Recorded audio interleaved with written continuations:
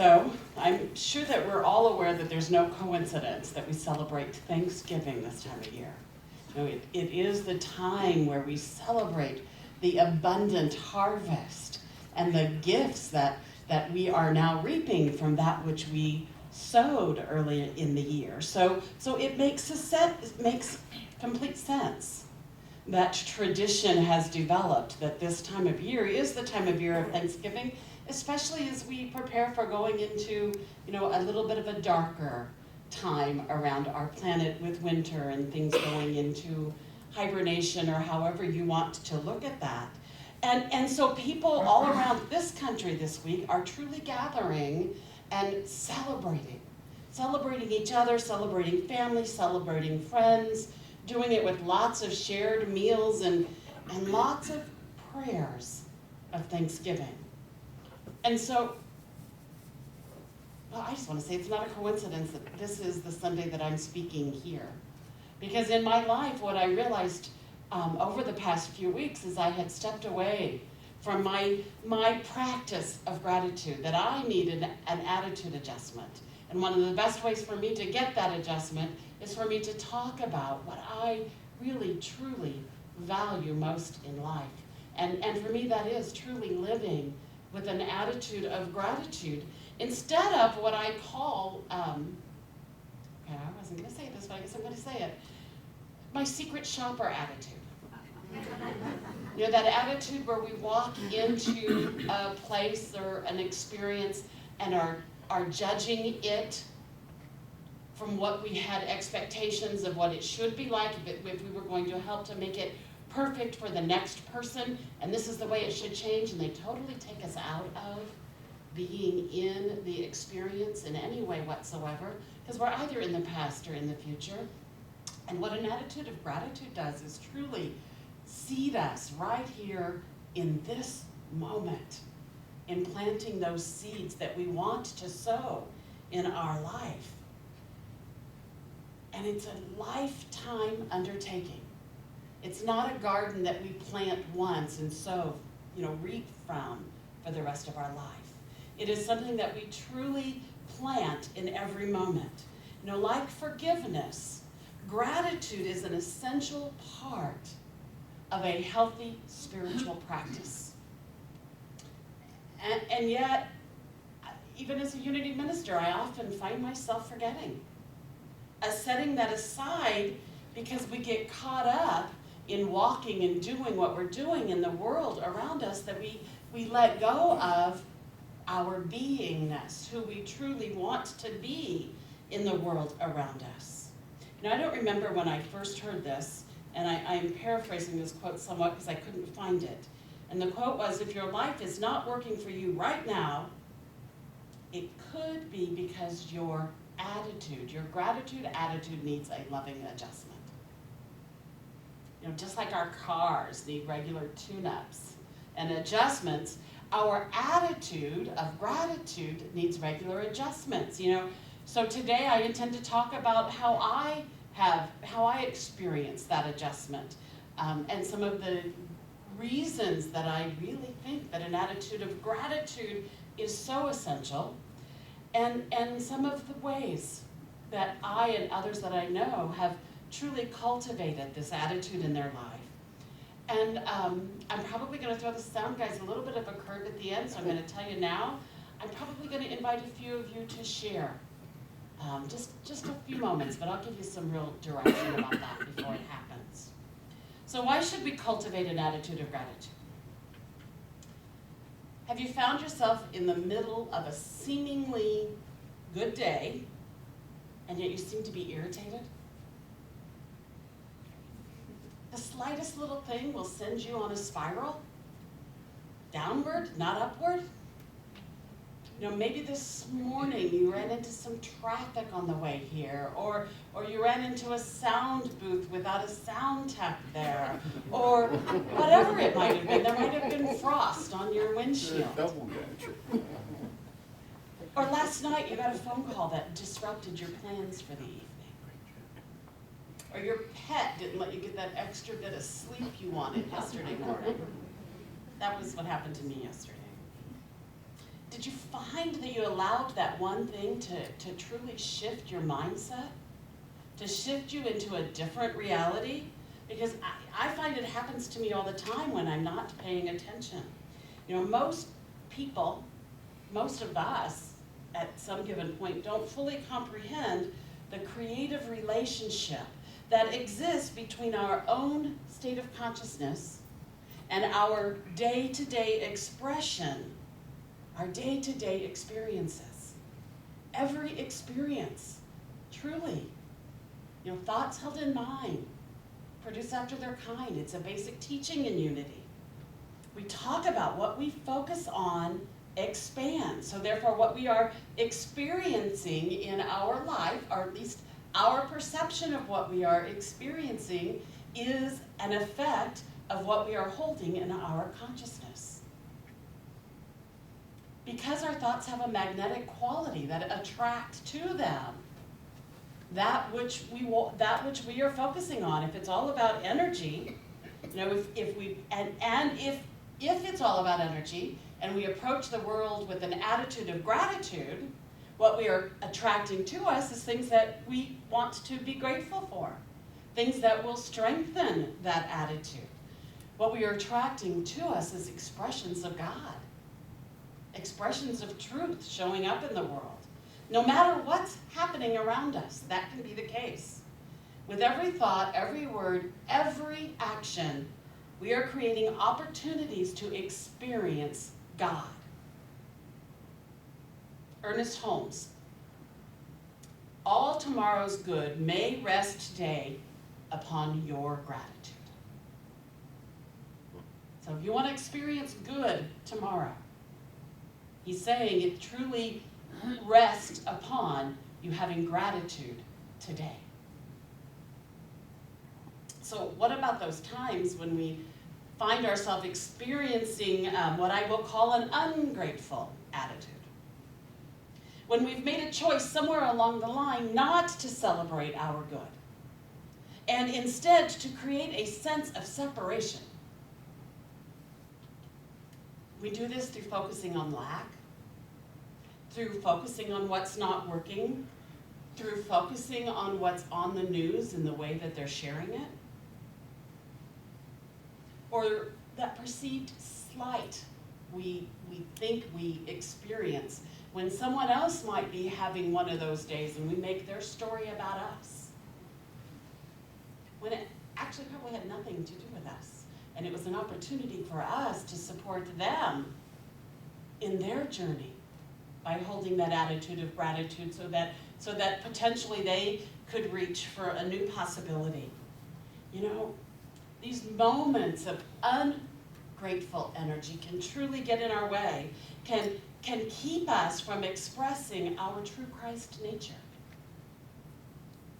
I'm sure that we all have some type of traffic story that we can tell that's happened today, this past week, and that it's probably not something that we send a lot of gratitude to.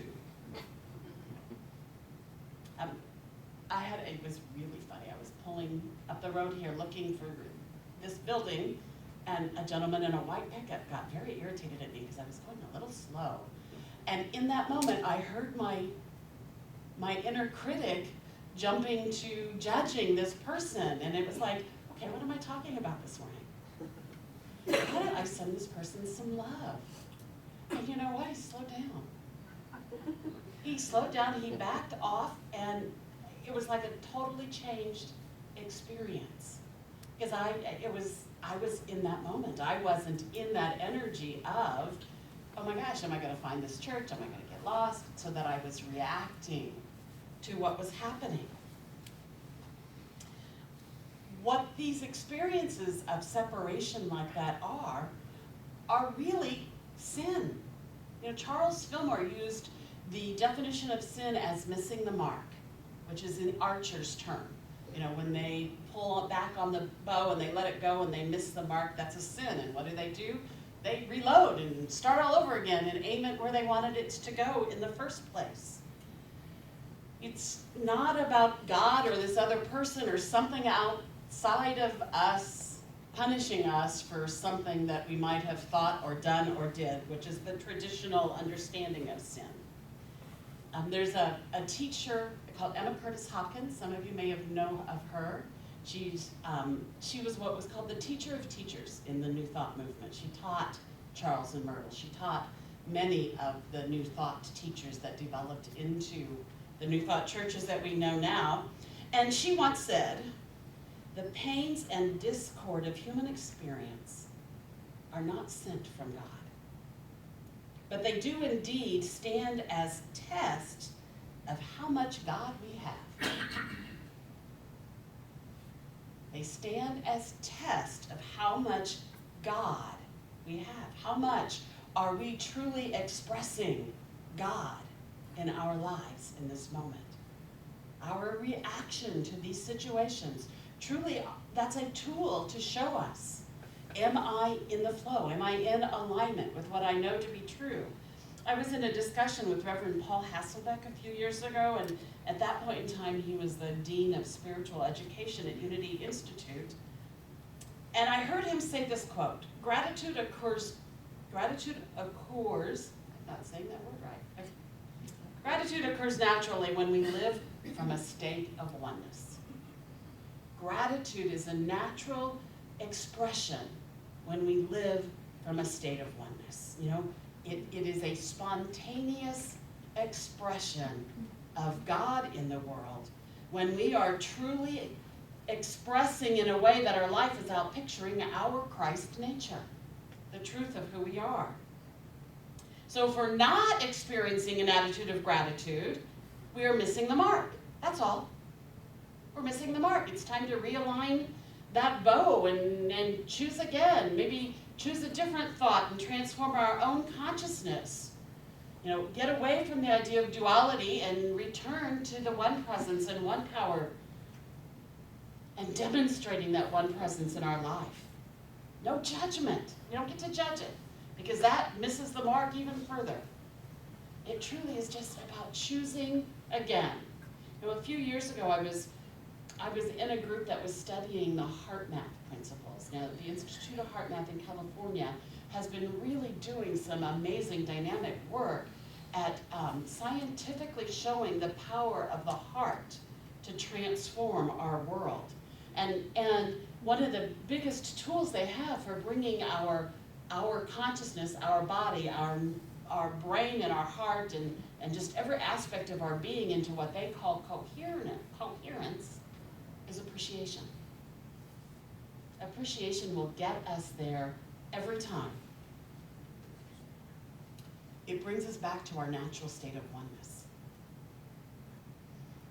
And as I've practiced many of their tools over the years, I finally get it that it is impossible to be grateful and unhappy at the same time. Think about it. You know, in this hand you hold a thought of something for which you are truly grateful, someone.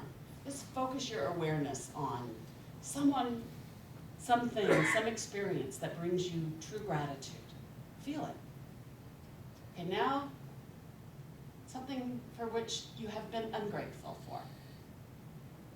Can you do both of them at the same time? I know I can't. I think my brain thinks I can. My heart says, no, I'm in one or the other. I can't be in both.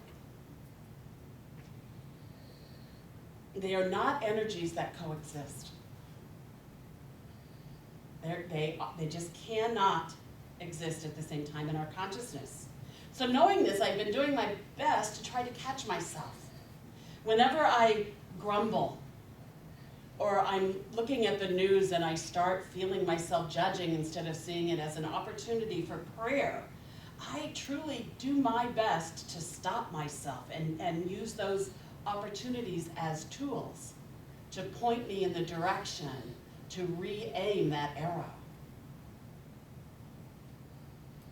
I also carry around with me a toolkit. I think we all do. We carry around with us friends, family, experiences. For me, it's waterfalls and oceans, things that I can access that I can appreciate when I am having difficulty getting into that energy of appreciation in the moment. My 2 cats can get me there in a heartbeat. Samson and Delilah. I also keep a gratitude journal in my purse, just a little pocket journal that, you know, I'm sitting at a red light and I feel myself getting frustrated. I can pull it out and start writing down things I'm grateful for, which changes my energy. And if I can't come up with anything, I could start reading back over things that I have written down that I am grateful for. Cultivating an attitude of gratitude.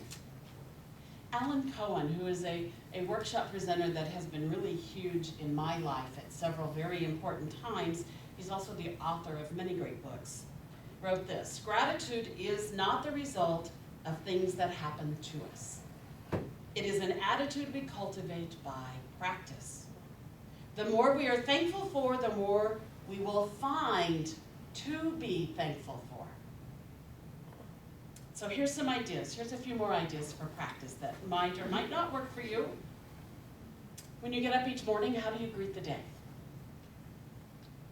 Do you wake up with gratitude for the good, this new slate of good that you are going to experience when you look in the mirror, brushing your teeth? I affirm I behold the Christ in you when I look in the mirror. And truly, I look in the mirror and say, I love you. When I take a shower, I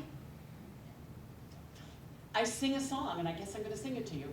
I made it up a few years ago when I was having some health concerns, and when I'm in the shower and I'm rubbing my skin, I'm singing, I love this skin I'm in. I love this skin I'm in. I love this skin I'm in. I love this skin I'm in. And I just sing that over and over. Truly building an attitude of gratitude for this temple of God that is this body that I am walking in as I express here in this world. Louise Hay says she probably has expressed gratitude 80 to 100 different people, places, things, and experiences in her life by the time she has gotten out of bed. That's the way to start your day. She also says that whenever she receives a present, before she even considers opening it, she affirms this affirmation: I accept with joy and pleasure and gratitude. Before she even rips that tape. And in her words, when she says yes to her good in such a fashion, the universe dances with delight. What about sending thank you cards daily? It's a practice I've been trying to do. I'm not quite there yet, that I see them on my desk and go, oh, But it truly makes a difference, not just for me, but for the people that I network with, that I connect with in the world. Or some type of a nightly practice. Now, I talked about how do we start our day, how we end our day. It's a great time to do your forgiveness work too, but truly to close your day, adding to your list of gratitudes. You know, for the last few years that I worked at Silent Unity, I had a gratitude jar on my desk. And I had tucked in a pocket into the top, and every day when I got there, I would put things in the gratitude jar, and in between calls, I would add to the gratitude jar. And I would create a new jar at the beginning of the year, and it was really fun to watch that fill up, and sometimes in between calls to just sit there and go through those and think, wow, what a year this has been. I know people that do that every year at home. I know people that do that with their kids. Part of their New Year's Eve is to pass on the gratitudes from the last year and to begin a new jar of what they are grateful for in the year to come. This is such a great time of year to start beginning a practice of some sort to truly cultivate an attitude of gratitude in our life. And it has, I testify, it has amazing positive effects on the world around us. So here's a question: who or what do you take for granted? You take Thanksgiving for granted? Maybe it's opportunity to consider approaching this holiday in a different way, with new eyes, with a desire to be present, fully present to appreciation in the experience. I have been given the gift. I was going to have a quiet Thanksgiving at home by myself and my cats. And my mom has been in the hospital. And they're going to send her home, and she needs someone to be with her. So I get to go and be with, I've been wanting to figure out when I get to go be with my mom. Well, I have 4 days that I get to go just be present with my mom as she walks through her healing journey. And I really consider that an answered prayer. I didn't know that was coming up. It was like, okay, God, this is perfect timing for me. So I invite you right now, close your eyes for just a second.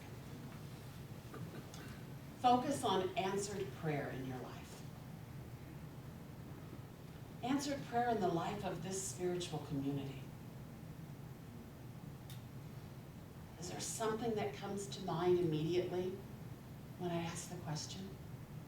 So you can open your eyes. Answered prayer is truly an expression of our oneness. And we can't help from feeling sincere gratitude when it shows up and we are aware of it in our lives. So what I want to do is just invite a couple of you. We obviously don't have time for everyone, but it would be a great opportunity in fellowship after the service to share your stories. I would like to invite a couple of you to step up. Now, we don't need to know your whole story. We're not asking you to read a book to us, but truly to share with us from a place of answered prayer. To share with us something that you are truly grateful for right now. Would anyone be open to starting that? Would you step up to the microphone so everyone could hear? And here's what I am going to invite. At the end of sharing your prayer, if you would say, I invite you, my spiritual community, to hold this light with me. So it's, I invite you, my spiritual community, to hold this light with me. And our response is, yes, we hold this light with you. Thank you. Would you use the mic? Yeah. You can leave it on the stand if you want. It's up to you. Well, I was, It's on. is it on? I was in the process of selling my condominium, and I did several months ago, I wrote down the things I wanted. The right person was coming to buy my place now. It was a person that was going to be able to fit in with the neighbors that I had, that were just lovely, and that I wanted a certain dollar amount or something more, and had a myriad of problems with this whole thing because I had a renter in there before that it was not good. And I said, Father, I want it sold by Thanksgiving. I want it done, sold by Thanksgiving. So we staged it, we got it all, I mean, it was, I was just so nervous and upset, and I kind of go up and down, whole firm, Janice, keep forward. And by the time we put it on the market, it was by mid-morning on a Saturday, had a call for a showing at 2 o'clock on Sunday. I had a purchase agreement signed and delivered by Tuesday at noon. I ask you, my spiritual community, to To hold this this light with me. Yes, we hold this light with you. Thank you. Thank you. Yes.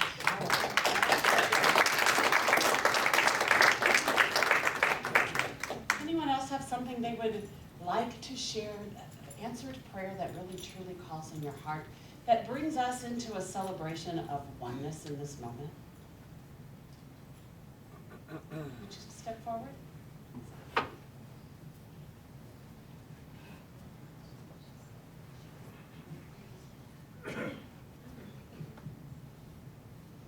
answer to my prayer is all of you.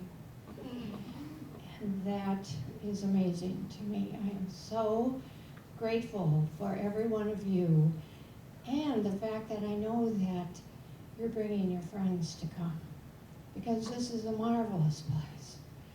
Oh, do I know that. And I know that you are all marvelous, so that's my answer. We ask you, her spiritual community, to hold this light with her. Yes, we hold this light with you.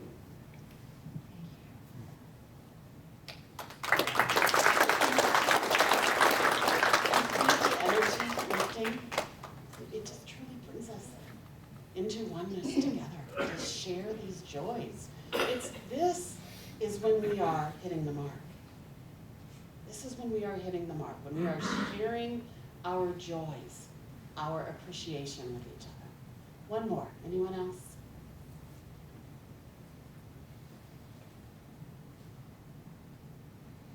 I'm going to join this church.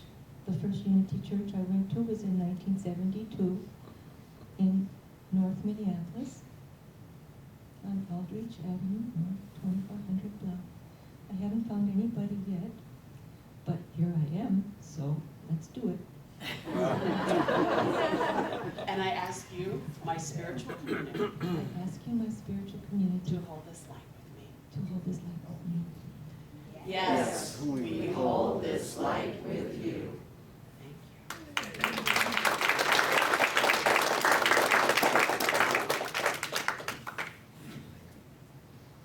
And one more from me. Being asked to come here and speak today. I've wanted to get to know the Unity community outside of Unity Minneapolis. And this is a huge step on that journey, so thank you.